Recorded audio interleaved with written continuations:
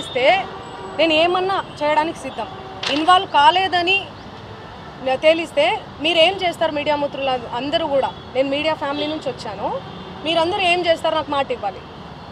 ఆయన ఇవన్నీ తప్పుడు ఎలిగేషన్స్ వేస్తున్నాడు. ఒక బంజారా గిరిజన ఆడబిడ్డ మీద కష్టపడి 14 ఏళ్ల నుంచి ఒక్కొక్క మెట్టు ఎదిగి పోయినటువంటి ఆడబిడ్డ మీద ఆయన ఈ ఫేమస్ కోసం కేవలం బిగ్ బాస్కి వెళ్ళాలి, శ్రీముఖి అంటే క్రష్, ఫేమ్ అవ్వాలి. ఆయన ఒక భరతనాట్యం డాన్సర్.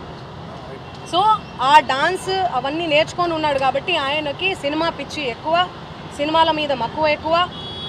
దానివల్ల నా పేరు వాడుకొని ఆయన ఫేమ్ అవ్వాలని చెప్పి ప్రతి ఒక్క మీడియా గడప తొక్కి ప్రతి ఒక్కరికి అడిగి ఇంటర్వ్యూ తీసుకోండి అని చెప్పి లేనిపోని అలిగేషన్స్ అన్నీ కూడా నా మీద వేస్తున్నాడు.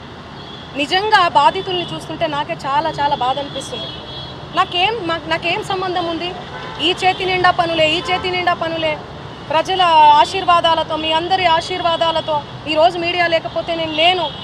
ఇండిపెండెంట్గా ఎదిగిన దాన్ని, నేను మీ చేతులల్లో ఎదిగిన దాన్ని, మీ చేతులల్లో పెరిగిన దాన్ని నేను ఎందుకు చేస్తాను? నేను అక్కడి నుంచే కదా వచ్చాను. ఎక్కడి నుంచి అయితే వచ్చానో వాళ్ళ పొట్ట నేను కొడతానా?